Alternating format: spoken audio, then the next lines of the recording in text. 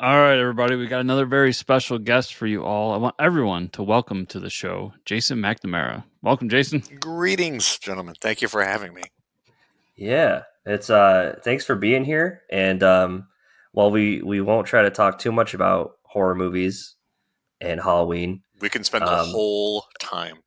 all right, that's it. No comics at all. I We'll guess see you I'm guys later. not talking. Yeah, we'll see you, Chris. Take off, man.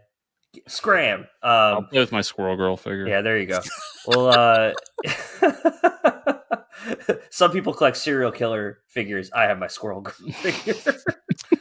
Yeah, thanks for being here. It's your first time, so we're gonna talk about some fun shit. But first, we have to put you through the gauntlet of There's a what got you hazing? into. Yeah, there's a hazing for Oh everybody. boy, this is Uh, awkward. You over take the a hot years, dog and you no. I'm recently shaved, so cut loose. over the years, and many lawsuits later, it's Yep. been boiled down to just give us your origin story. That's it. It's not My anything comic book crazy origin anymore. story. Yeah. How did you get to comics? So my father was a terrible father, and by that I mean he was very irresponsible. We would go to there was a butcher shop in town, and we would go there, and they had a spinning rack of comics. So he would get pork chops, and then I would get comics, and then he would buy Conan and like Hustler and Penthouse Oh and hell yeah! Underage Grannies, whatever magazines were coming out that month. And he would Love bring it. me home, and he would read comic books to me. That's how I learned how to read, was through comic books. And That's also at that awesome. time, the Batman '66 show when I was a kid was in heavy rotation. Mm-hmm. The Bill Bixby Incredible Hulk was on rotation Oh on yeah. TV. So my father we'd be walking back from the shop, and I would be on his shoulders, and he would say, "Jason, don't turn around. But Two-Face is behind us. He's chasing us." And I go, "Oh shit!" And my dad would break into a run. He's like, "Oh, Two-Face gets us. He's going to cut us into pieces." you know? Oh my god. And I'd Yeah, be like, yeah, "Oh no, Two-Face was the worst." Sometimes we'd be chased by the Joker or the Penguin, but like Two-Face always yeah. scared the shit out of me. So Well, yeah. my dad would be like, we'd be doing something at home, and he'd be like, "Don't look out the window," but Two-Face is outside staring in the window. I'm like, "Oh Oh my no, god. Oh Two-Face!" my god. Yeah, so I blame my dad. He exposed me to that stuff early on. He loved those savage sort of Conan magazines. So he would buy those for himself, and I would read those, and those were great. Those beautiful painted covers that Yes. they had. So that was my origin story. I learned how to read in comic books, and so growing up, they were always a part of my life. I remember big important moments of my life, like hitting puberty and when Spider-Man got the black suit. Uh, all these things are sort of intertwined. So I've always been a reader, and I've always seen the world through a comic book, if that makes sense. So early on, I'm counting how many panels are on a page, what is happening in the gutter, the moment to moment sequences. So then, you think about a car crash that you might have been in, or a marriage, or anything, and I'm breaking that moment down into a comic book format. What's That's a on the cool page concept. turn? Yeah, so I've just always been obsessed with that format and that sort of that kind of storytelling. And I think as I got older, I became less. Um, just thinking about more like how do we take the world that we live in and talk about things that are going on in our lives, but through the lens of a genre like superheroes or horror or sci-fi, because all of these stories have to be about something. You can't just make comic books because you hate trees, right? So I think I spent a lot of time Yeah. thinking about, And there's a lot of those writers out there, let me tell you. and there are, and that's you, Yeah. you like what you like and you read what you read, and that's fine. But for Yeah, me, as a no, for sure. storyteller, I want to be examining the world that we live in and delivering it in a way that is accessible to people Hmm. through genre, which I love. Yeah, that's an interesting approach. I never thought about that, like think about everyday life as like a comic book panel, but I guess and when we talk about comic books as a medium, it's really, I mean, the panels are cinematography in a sense, right? Like you're looking at like where the camera is shooting the scene and where it's being placed and things like that, right? So there's a And similarity there. it's just Um, story clarity is always key, right? So if you're like, yeah. if this was a comic book, be like exterior Jason's house, Hmm. interior full shot of me in relationship to my environment. My dogs are here. There's a coffee cup over here, empty whiskey bottle over there, books everywhere. And then it would be this screen, right? And then we go to your house and repeat. So, like, do you know when and where you are? Uh, and then And and then you can get into all the other stuff, the close-ups and stuff. and that's something you got into was screenwriting or Hmm. or teaching? When I Yeah. was a kid, or rather when I was a college age human being, there were no classes on how to write comic books, right? It Hmm. wasn't really that celebrated as an art form. We've all lived long enough now that we've seen this thing that was this niche thing that we loved Yeah. become Right. mainstream. Like if you told me as a Hmm. kid that Morbius would have his own movie, or like Moon Knight would have it, I'd be like, get the fuck out of Yeah. here. They can't even Yeah. make That's a not happening. Punisher movie. Are you kidding me? Right. Right. To see it all become mainstream, we've gone really full circle. But yeah, I grew up on all that. And so, what was the question? You asked me a question. Uh, do you do script writing, or like do you Mm. teach that at all, or yeah? I do teach comic book script writing. So I studied screenwriting because that was the only thing available to me in short stories. And I applied that to when I started making comics. That was my background.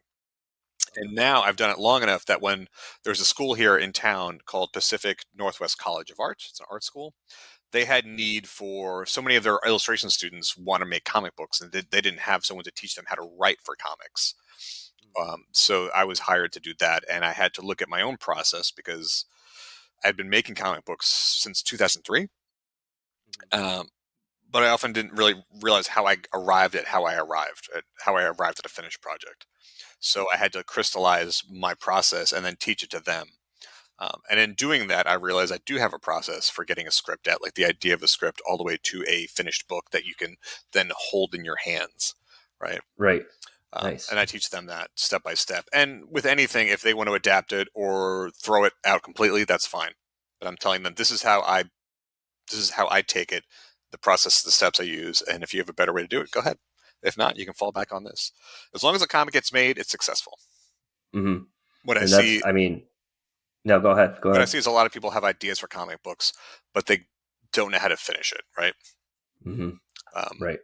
and I'm up with the That's true. opinion that books should be made quickly. Like if you have an idea, get it out as quick as you can because there's another idea behind there waiting to get out. Ideas are like rabbits; they're just going to keep making books. You guys keep Yeah. having ideas until you have so many ideas that you might not get them all out in your lifetime, which is a good problem to have. Wow. That's interesting. Chris is like, I'm This going is back to writing right after some this wise episode. words. Yeah. He's like, shit, what about I've only on issue 2. I gotta make more. Can we get That's yeah. the master class just right here? Just go ahead and teach. Yeah, there you go. That'd be awesome. Like a TED You do that talk. for free, right? That's not. Yeah, yeah. No, I do just no, about everything for free. no, there you I go. make comics. That's for free. Yeah, Uh, Yeah. is lesson 1 like if you don't love this shit, then please leave Yeah. because if you don't love it, there's no way you're gonna make it. Yeah. Because I even hear that a lot in this industry. even if you love it, you're not going to make it. Yeah. Yeah. Yeah. You need a um, little more than that. I think. Well, what's your metric of success in making it? Did you make a book that you're super proud of and that you love? Then you're a fucking millionaire. Like Yeah. you did something most Right. people can't do, and you're happy with it. Hmm. That's awesome. Then you're a success. That's true. Do you need someone else's logo on your book to feel successful? I mean, it might help when it comes time to pay the rent or the mortgage. Um, Even then, probably not. yeah, Yeah. even then, Right. probably not. Yeah. Depending on who you go with. So, you talked about a novella that you wrote, and I know your book Past Tense that we're going to talk about here is more of a thriller, and I know you're a horror fan, obviously, by the posters behind you. So when did that all come up? Let's talk about that before we talk about what we're really here for. So Horror. I, yeah, I mean, I told you about that bad dad of mine, right? He would yeah, also take right. me to horror movies, like Oh, awesome. whatever he Yeah, was seeing, I was seeing. So I saw Halloween 2 in theaters. amazing. I remember seeing Children of the Corn and thinking it was terrifying. And now I watch it Oh and yeah, think this is it's not, hilarious. yeah, it's Yeah, not a great movie. It's a great yeah, concept. it's yeah. All the Friday the 13th I saw in theaters. Chud I saw in theaters. Chud. Chud. Wow. Just all these inappropriate things. So it's always been a part of my life, and I loved to read as a kid. So my dad was like, "Oh, you love horror? Here, read these true crime books." I would get like these Anne Rule books. I was like 7 or 8, Yeah. What the and I'm hell? reading about like how this guy hit a body and got caught. And I remember thinking like, "God, these guys are so dumb. They keep getting caught." Yeah. So Amazing. I always had this dark sensibilities. I guess I liked to know that there was evil in the world. Sort of fascinated me that I could pass someone on the street and not know that they were a killer or that they had some sort of dark secret. Um, that it's among us and that we live with it and that we can sort of learn to live with it. I think is really interesting. and that our mind just doesn't break from the sheer amount of evil in the world. Yeah, it's almost been there, but Yeah, but um, early on, like Michael Myers is always like I'm a Halloween fanatic. I think we talked about this yes, briefly off the air. yeah, I was always convinced this guy was like just outside in the hallway, or like just yeah, oh behind the yeah, shower curtain, or like right, he's in the driveway, and if I turn around, he's going to be there. Because he's silent and just so yeah, visually iconic, you can assign him a lot of traits that just aren't there, right? hmm right, right, It's a malleable apparition, yeah, that's true. a source of figment. Whereas like talky characters, they can wear you out. They Right. dispel the mystery, right? Like Freddy Krueger. By number 5, he's Vegas Freddy at that point. Yeah, you're like, yeah, hey, I'm here. Oh my I got a god. better idea, kids. It's the Roach Yeah, Motel. Um, but like exactly. number 3 is perfect. Dream Warriors. I saw that in theaters. I had the novelization. Yeah. I loved novelizations when I was a kid. We talked about this. The hmm Halloween 3 novelization. I've had this since Yes, 1983. that's amazing. Yeah, I didn't The even know they Nightmare on did Elm that. Street novelizations. Like it wasn't enough just to see the movies. Like I want to really spend a lot more time with You, Freddy, yeah, you wanted to just get intimate with that. with that burn Um, victim pedophile. Like yeah, there you go. Have at it. So I yeah, would go love to ahead. jump in here because you brought up Halloween 3. Yeah. And mm, when I was doing my research on you, right on your website, you write that your dream project is to write the graphic novel sequel to Halloween 3 Season of the Witch. yep, 100%. Uh, I'm not the big horror guy here. I watch very minimal horror, But he knows that one. but I know Halloween somewhat, especially those early movies, and I know that one's the one that everybody hates. So, what is it about that movie and that you like so much that you'd want to do that? So I love the entire Halloween series. I love everything John Carpenter has ever touched, with hmm the exception of maybe Same. Ghost of Mars. But there Yeah, is an that's tough. opportunity in Halloween 3 because it is like this thrown away installment. But it is still a beautiful movie. Like Dean Cundy is the director of photography on here. Carpenter does the score with Alan Haworth. It is still a beautiful looking movie. It does still create a vibe.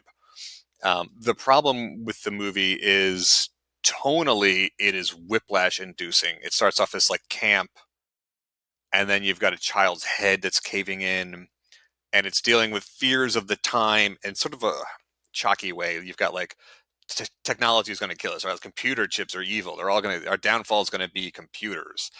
But then there's also Stonehenge, and then there's consumerism, and then there's a jingle, and then there's like a sex addicted doctor, maybe a detective. And then you've got a young lady who is looking for her father, but then she finds this creepy old doctor, and they immediately go to Pound Town, and it's just like all over the map. And the mystery It of is. itself is sort of they're going to investigate a mask factory the night of Halloween, and these masks are going to kill everybody. But for some reason, that factory is still making masks, as if there's going to be a big demand on Right. November The 1st night of. after Yeah. half the population of the world's been killed by these masks. It's got this like sort of wry. The guy who plays Cochrane is so wry and has like a sense of humor. He knows what movie he's in. Right. Very few people in the movie know what movie they're in. It also rips off Invasion of the Body Snatchers at the end when. So there's some clunky things, but you could streamline that movie really simply by having that factory, Silver Shamrock. I should have worn my Silver Shamrock shirt. Yeah, that's awesome. Making the Michael Myers mask. That could just be one of the masks that they make. Right. Because in the very first Halloween, he does pull that mask off a shelf. He Like it is a does. He gets. store He's in it. bought Yeah. mask. It's not something he made at Yeah. a crafts and fair thing. It was just a convenience thing. The same with the jumpsuit that he steals off the mechanic. It was just a convenience. He wasn't dreaming of being a gas station attendant all those years in the nut bin. But then every movie after that, they have to recreate those circumstances, even though they were just happenstance really to him. What was important was Right. that he was hiding his face. Right. So there's an Yeah. opportunity to tie it into the mythology without Michael having to be there. This is just a side story, not in Haddonfield. And you could update that. So what are our modern fears today? Um, Technology is still a fear today. The Yep. apps are a big fear today. Big companies are still a big fear today. So I think you could take the mechanism instead of having a TV commercial that airs at 8 o'clock, despite the time zones, and hope all these kids watch it with their masks and their computer chips. Just make it an app. It could be through the lens of something like TikTok, Mm-hmm. right? But now you bring in the supernatural. There's a Sam Hain element to it. And Mm-hmm. if you could do it in graphic novel format, Cochran, who was also the old man of RoboCop, right? Like he had a great career in the '80s. He was just like this Yeah. evil old man, evil businessman. Yeah. Yeah. He was great at that. Yeah, so instead of Season of the Witch, it's Season of the Warlock. I mean, that's what a male witch is. Right. Or you could do Halloween 3.2 and just make it about an app and how, kids now, they can't get their faces out of a phone, whereas in the '80s, they couldn't get their face out of a television. Yeah. And then you just Sure. do a bunch of blow and you write the script and it's done. Yeah, because that's an easy win right there. What the because hell? clearly that's what was going on in the '80s when they made that script, right? Oh hell yeah. You can Is tell, this what I've been doing wrong with my writing all these years? yeah. Chris is taking Do notes. more Well, blow. well, There you go. clearly, a middle-aged man wrote that script because this Oh guy yeah. goes out. He's like Yeah. gross. He's drunk. He's drinking Schlitz. Like everywhere, he's Yeah. always got a Oh six yeah. pack in his hand. And women are Yeah. just constantly like, "Are you ever gonna call me?" Yeah. They're And like like, all over him. what? It's like, wow, is it that easy? Wow. And then this woman is half his age who is looking for her daddy, finds him instead, and is like, "Where do you want to sleep, Dr. Chalice?" And you're Yeah. just like, Like "Oh what? God, he looks like an ashtray, like threw up on an ashtray." So I that's like, love it. yeah. So you can feel the author's intent in there. Um, right. Yeah. So my That's intent would amazing. be do something similar. Don't try and make it super serious. Have some fun with it. But I also think you could do a requels. Tom Atkins is still alive. He's still working. I was at the Halloween 40th anniversary thing, and he does tours. You can go to that bar that he drank at with him and have a drink with him. Oh wow. So, That's so so funny. take advantage of That's that amazing. and have him be Yeah. in a nut house. And maybe you end the first one where he's screaming on the phone, turn it off. Maybe they did turn it off. Maybe that commercial didn't run and he did save the day. And now the Silver Shamrock company is morphed into something else and they're going to do it again. But this time it's the Yeah. apps. Oh, that would be amazing. Yeah. And I as a kid watching that movie, and I mean now when I see it, I can never get that like the song, the jingle out of my head from the Yeah. commercial. Don't put it in my head. I'm not gonna do it, Okay. but it was like, oh my god. But And I'll say this: you've created a beautiful segue for your book, Past Tense, because that's something that deals with a futuristic or like a sci-fi twist on the thriller, right? You have mhm. people peering at events going on throughout our past history. So I guess we could just start there and Yeah. give us the rundown of that because that does sound really interesting. Okay, so Past Tense is about a young lady named Ashley, and she works at a company called Past Tense. And what they do is they send camera drones into the past to view history as it actually occurred. Not to change the past, but to view it, an unfiltered view of history. Right, all of our mysteries of time are now revealed. We can see the Big Bang, we can see the crucifixion, but mostly people use the service just to creep on women in the past. So we're looking at like the Black Dahlia murders. They want to see Sharon Tate get killed by Manson. They want to see who the Zodiac killer was. They want to see who Jack the Ripper was. They just want to find the most grisly things they can find in history Mm-hmm. to view. And the biggest thing that you can find in this job, Ashley is always looking for an exclusive. That is something horrible that happened in history that no one's even found yet. It's almost like she's fishing Oh, throughout history. Like, what's the thing that I can sell to my customers they can't find anywhere else? right. And what she finds is an unknown serial killer working in the past. And she upsells this to her clients. What she doesn't realize is that that killer is still alive in the present and doesn't like his crimes being exposed. And he wants to make Ashley his final Oh, victim now and forever. And it may seem like that's I'm giving a awesome. lot away, but that's really like the first 20 pages, and then it just continues to evolve and change. There's a lot of twists and turns that go on in the story. Out of the 112 pages, so it's quite a bit of story in the graphic novel there. Yeah, it's dense, and hopefully, well, hopefully at the end you have it leaves you with something to think about. I hope on the last page if I did Mm-hmm. my job right. So it should entertain you, it That should take you on a thrill ride, but it also should tell you something about the world that we live in. right, and that's like an interesting approach. I mean, with the science fiction of like, yeah, you could go back and view the past, but people just want to watch bad shit happen. You know, like Yeah, I think yeah, that's really what we would use it for because I see how we right, use technology today, mm-hmm. and Right. very little of it is to better ourselves. Right. It's to indulge the Yeah. darkest impulses, and even you can low key stalk someone from your past. Like, who'd you go to high school with? Just Right. find them on Facebook. Oh, they got Yeah. kids. Oh, Look them they up. got fat, or they went bald, or whatever. And then you piece out. Yeah. But if you could extrapolate that to the ninth degree and just send a camera back through time and be like, let's just follow them around one day. Wow. Right? I mean, you could also Yeah. see the night you were conceived. Like, there's so many different things that you can do. Sending that camera in the back. Sold. So yeah. I was going to ask Mike, Yeah. what would you go back and see? Yeah. I don't know. I'm like, if I could go back and see anything, oh man, that's a tough one. I would. I don't know. I don't know what I'd want to see. Maybe I'd want to see like Stonehenge being built because like how the hell did they do that? You Yeah. know, because everybody's like, No. we don't know how, stuff in history that they don't know how it like the pyramids. How did they do it? Like I don't know. I'll just go back and watch it. There you go. Like Yeah. answer solved.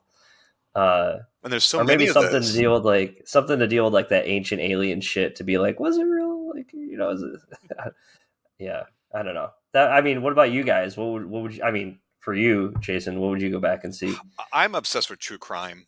Okay, yeah, And it's always like, if we could just view it, if there was just like a video camera on the street when the Zodiac right. was working or Jack the Oh Ripper, yeah, like, yeah, who were these people? We have so many, ideas of who it could be, but we don't know for sure. So I would love to know. And there's just so many mysteries throughout time. You're yeah. like, I will Yes. never know. I hate an unsolved mystery. You told me this great story and it doesn't have an ending. Right. So Yep. yeah, but I used to love Stonehenge unsolved mysteries. is the good answer. Yeah. Right. For Yeah. me, Yeah. it would be like the Black Dahlia murder. Like, Oh yeah. who did I was it? gonna Yeah. say Yeah. I read all about the Black Dahlia murder back in high school, and like the fact that there's no conclusion to that story really frustrates me. Right. Yeah. Or like the Zodiac killer. Yeah. Yeah. If I was to do it though, like I would like to say like it would be some historical moment, especially in U.S. history, like to go back and see what they lived like, or Yeah. something with the Revolutionary War or whatever. But I'm gonna give the answer that is more me, and that's who actually killed JFK. Yes. I would want to be in that moment. Yeah. That's an So, interesting one. but we look at the Zapruder film, right? Like, we've scrutinized that. What if we could have 1,000 Zapruders that day? Right. Camera at Yeah. every Yeah. possible angle. You could put the camera anywhere you want. Yeah. Exactly. Yeah. Yeah. Jack Ruby, And follow him around. I think it's funny too, like from a philosophical standpoint, like pertaining to your book, people would see that as like taboo, like going back in time and witnessing these murders. But it's like we've made so many recreations and movies about that, and like when you watch the movie and these brutal scenes, like how is that any different than like, I mean, the recreations and everything than like putting a camera back in time and viewing it. You know what I mean? Like there's Just the argument. Yeah. look at every housewife in America right now watching True TV. Oh yeah, And like yeah, there you go. Like the Real Housewives show and all that crap. Oh my god, not even that. I mean the true crime stuff. Like, Oh, the dude, true my crime, mother. yeah. If I go over to my parents' house, my mother is probably sitting there watching a thing about how some guy murdered somebody and whether they got away with it or not. And now Like, she tells you don't go outside. and that's Yeah, so many like yeah, women my age and older. yeah, Or that's what they're doing. So yeah. I completely agree that that's what people would do if they could have this technology. hmm Especially Yeah. women. I mean, I'm Yeah. sure there's men too, but it Yeah, seems yeah. something about women that like they dream I'll about never killing all of us. forget the thing we found out about the our comic book shop. Do you know the book Crossed? Yes. Jason. So I remember like we would like pick up the issue Cross and be like, you know, we read The Walking Dead and all this brutal shit, and then it's like there's a line though that it crossed, you know, is that line we won't cross. But I remember our comic book shop owner, he was our buddy, was like, oh, you know, the number one demographic for that book in this store is women, and we were like, wow, really? Like I don't know what it was that like brought them to that book of like, oh, it's just brutal and like no holds barred. And Yeah. it was like, but we Chris and I were like, I don't think I could ever read that book. It's a little too far. Oh, I don't think I was a part of that conversation because I Right. read Crossed. You read it? love I never read Crossed. it. Yeah, I know. I couldn't do it. I didn't. But, I didn't love it. I yeah. think I like The Walking Yeah. Dead. It's a little bit. It goes up to a line, but it doesn't cross it. It's more about creating suspense and atmosphere, making you uncomfortable.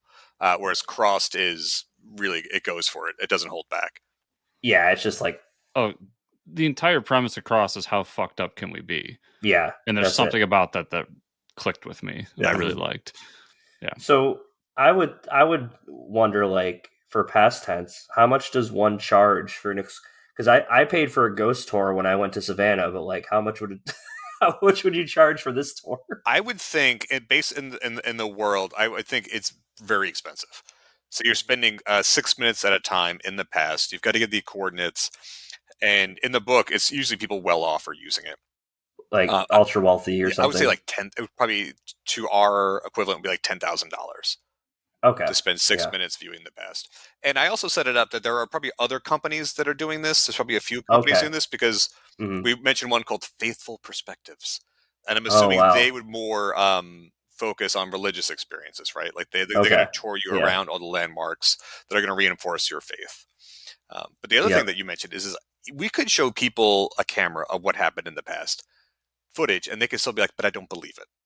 Yeah. Right. Right? Like, so Exactly. what Right. Yeah. is your perception of reality? Because we Right. all, in this day and age, we all have multiple realities, multiple choice reality. Hmm. Like, what do you want to believe? Whatever you want to believe. Right. Some guy's going to sell it to you on YouTube. Right.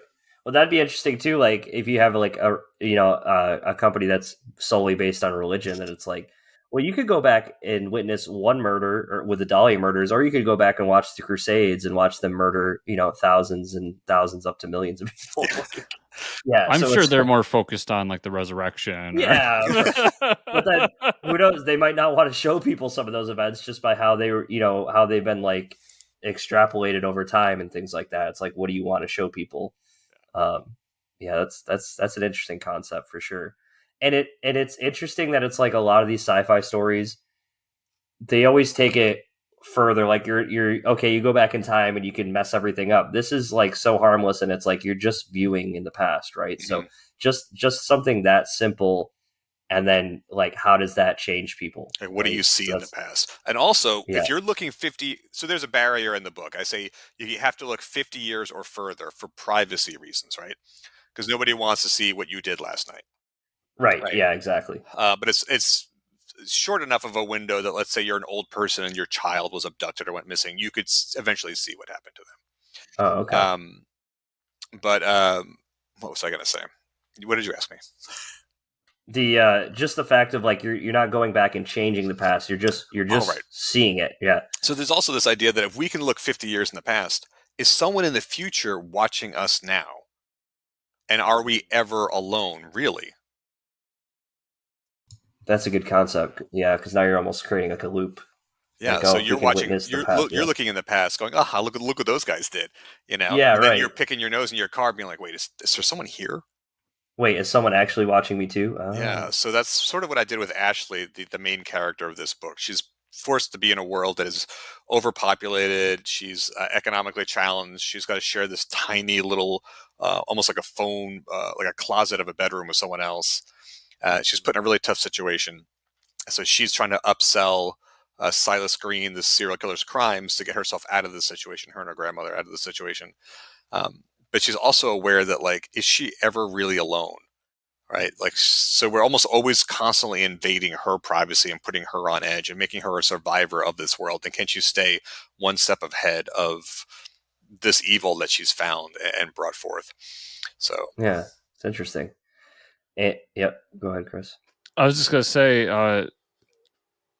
the book's coming out next week, and obviously you're the writer of the book, but it's a comic, so there's more people involved in it. I would love to hear more about your creative team, oh how yeah. they enhance the story, or how you guys got together. Any of the cool stories about the creative team. So the book is illustrated by Alberto Masiaggi and colored by Paul Little. And our friend Sonia Harris helped us out a little bit with the design on the cover. She did the logo, which is great. Alberto and Paul and I had worked on a comic book miniseries called The Cicada a few years ago, and we had a lot of issues with that book that were not involved, did not involve the creative team. So I always thought that I owed it to those guys to give them a smooth experience, because I really did enjoy working with them, and I thought we elevated each other in ways that were surprising and fun, which is always the best part of a collaboration, right? You trust people to interpret your work and tell it in their own voice and style. So when I had pitched the book to Dark Horse, they approved it before it had an artist. And then I put a couple of names in front of them, but Alberto was the top of the list, and they loved Alberto's stuff, so we got him on board. And as far as collaborating with him, I do write full scripts, but I also say, if you have a better idea, do it. Don't even ask me, just go for it. Nice. This had a That's lot of cool. moving parts, but you want people to bring what you're working with Alberto because he's Alberto, right? I don't want him to do an impression of me. I want him to do an impression of Alberto and adapt what I'm telling him. It's like a game of telephone, right? Like you tell a story to someone that it evolves and changes. It's the same thing in a collaboration. So I told my story in a full script to Alberto. He makes the art and gives it back to us, to Paul and I. Paul's coloring it. And then because his storytelling is so good and it makes me feel so tense and I get into his work and his pages, he creates such a mood that when I'm lettering the book and adding my dialogue, I'm changing almost all of the dialogue to better suit what he did. Because I wrote that dialogue before there was art. And now that I see the art, I'm like, some of this is redundant. You don't need it. Some of it, his body language and facial grammar is covering that. So let's take that out. And then can you follow the story? So I want to do as minimal amount of writing on the page as possible and let the art breathe and tell the story because he's so good at that. And Paul is really good at reinforcing that with his color choices. So I hope to continue to work with these guys, with Alberto and Paul. We all get along really, really well. And that's the thing. One of the things about being a freelancer or a creative, there's three things that they say you should have. And the first is talent. And, we either have it or we don't. You can meet your deadlines, which is something we can absolutely have control over. And you can be pleasant to work with, easy to work with. And they say you need two of those three. So if you ever read a comic book or any piece of art and you thought, well, this writer isn't really good, why do they keep getting work? You know for sure they met their deadlines and they're pleasant to work with. Alberto actually meets all three. We never had to wait for Alberto. I mean, we waited for him for his schedule to be open because I wanted him. Meets his deadlines. He's really great to work with, really collaborative. Making comics can be hard if you don't abandon your ego because it's not about you. It's about the end product and what you experience as a reader. When you pick up the book, are you getting the experience that all of us work together to generate? I don't need to get my way as a writer. If I can take out some of my dumb words, awesome. And your art can tell the story, great. So one of the best visuals that we got out of the book, there's a splash page. I'm going to grab the book. It's right here.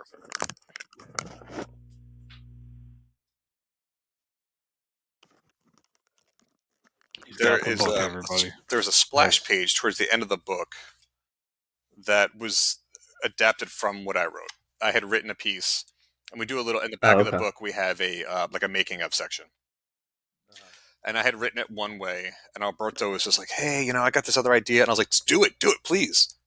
Like, you're the artist. Like, I have an idea of visual solutions, and he ended up making the best book, the best sequence in the entire book was because I got out of his way.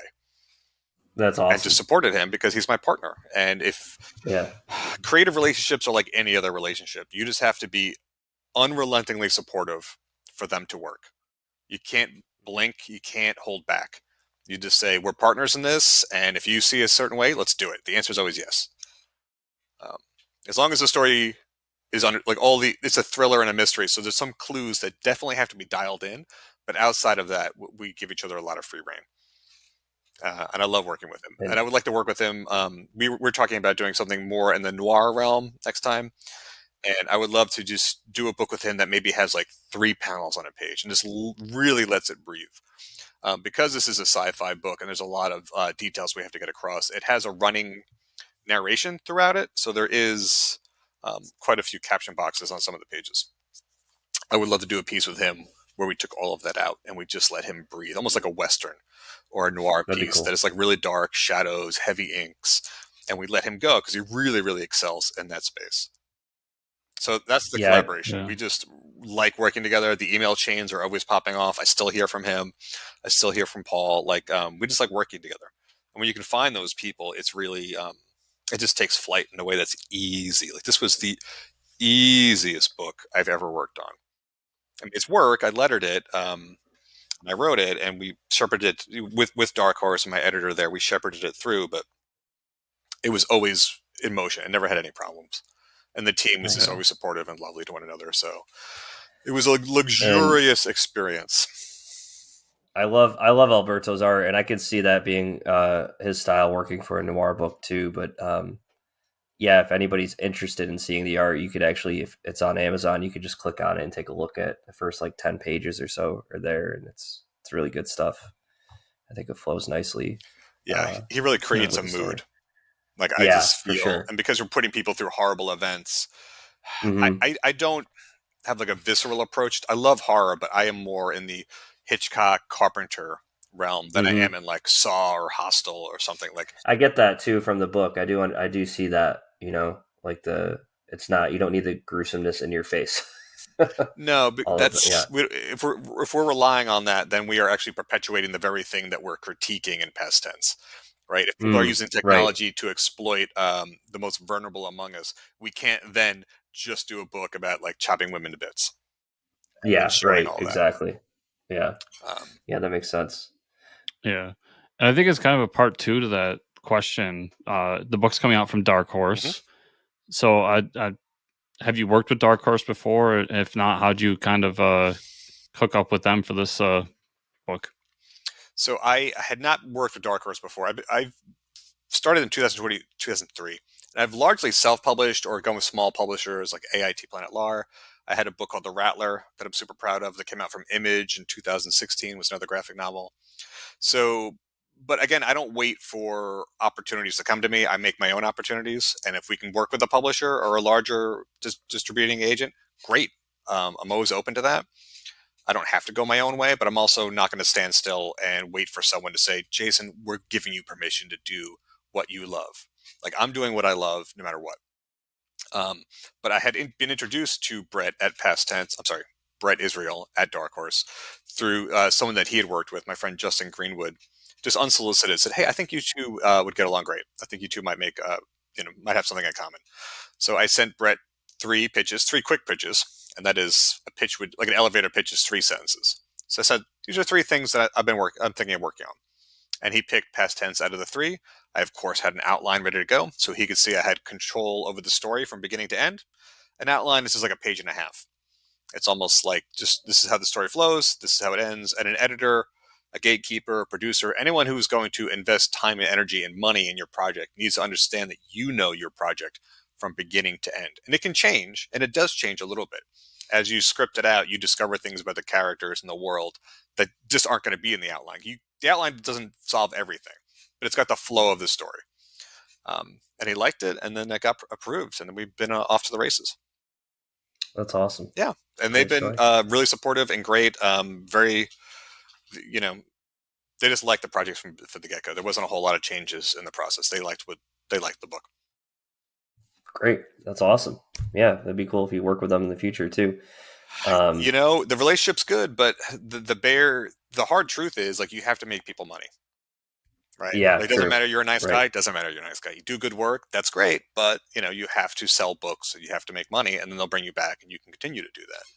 And that's just the business of comics. It's the business of everything, right? Hmm.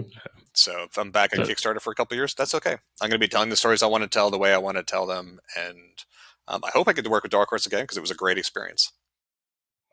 Yeah, yeah, it was a conversation I had with somebody a few weeks ago on the show where one of the fortunate, unfortunate, however you want to look at it, realities of this business is creators got to go out there and make money for people. And if they're not doing it, then they'll find someone who will. And Yeah. there is legwork put yes, involved in it. Like you yeah. just can't like having that logo on the book is going to move copies, but it's not going Oh to move yeah, Mhm. for all of them. sure. You've got to put yourself out there and do a lot of the legwork. Dark Horse is a big company, but comic companies on their own are usually pretty small in the grand scheme of companies, Yep. right? So, are you a good partner to them? Are you rewarding their investment in you by putting some legwork in and talking about the book? Or are you just sitting back and waiting for the sales to roll in? And I love this Well, book. I'll talk about this book every day for the rest of my life because I'm I was gonna super, say, super proud of it. I think today is a testament Yeah. to if you want to talk about the book, right? And that being said, I mean, do you have like, I know this is a volume. This is, well, it not a technically a volume one. It is all in one story here. It's a graphic novel, but do you see yourself writing more within this universe, I or would have you had other ideas? the way I pitched it initially to Dark Horse is like, if this is successful, we can continue to do stories in this world.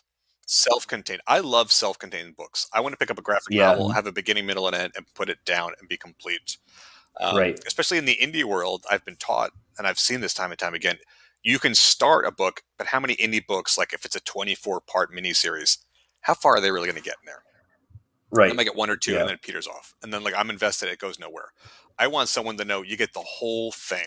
So I'm always making graphic novels, a finite story. I can control the pacing. I can make it like a really tight beginning, middle, and end.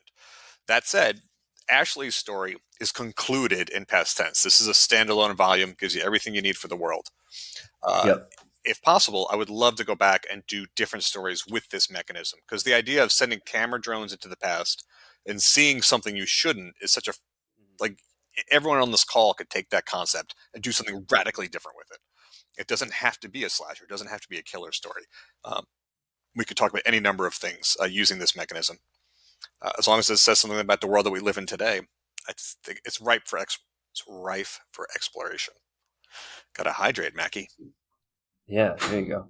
Yeah, I just hearing that like goes through my brain of like what the political spy thriller of it could be, a genre I really like. Right. Yeah. And going back to my idea of going back to see JFK die, like there's so many ways you could take that world and just bend it and do something different with it. Or who was assassinated really cool. That you don't even know was assassinated. Right. Yeah. Right. Yeah. Or like who in your they fell out of a window. No, they didn't. Yeah. Do you have an uncle? Is there something in your own family that's a mystery that you can unravel? Yeah, true. Yeah. So who did eat the last hot dog at the barbecue? At the Last Supper. At the Last Supper. Oh yeah, true. It was you, Judas. Yeah, it was you. Oh man. Well, yeah. I mean, Jason, I really appreciate you taking the time to chat with us. Obviously, you can all pre-order this book at your local comic shop. It is on Amazon, but we always are out there to support local comics. I would love it if you told your retailer you wanted a copy. Yes. Because if you tell your retailer you want a copy, they're more likely to order a copy for the shelf as well. Because now you've put it on their radar.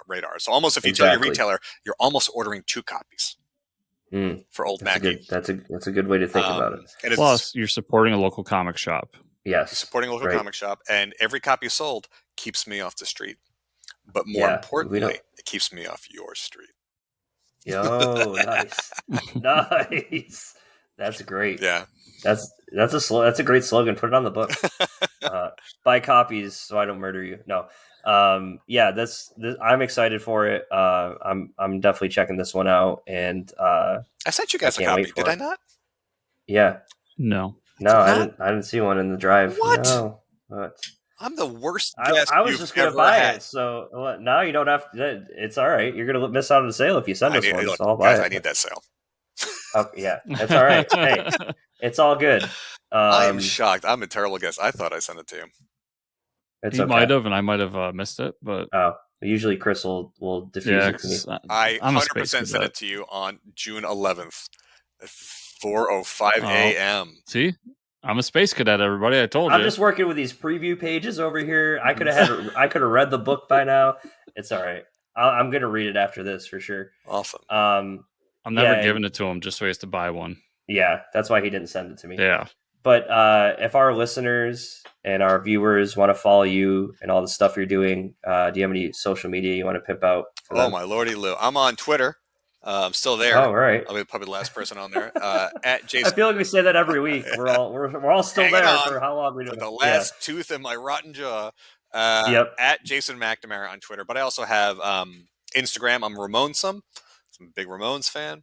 And you can go to my website, politestrangers.com, where I sell copies of my work and keep you up to date on what I'm doing and have a little blog. Right now, there's a piece on Halloween 2 you might want to read if you're into horror. A little essay on Halloween 2 and how I'd rewrite it. The 1981 version of Halloween 2. Nice.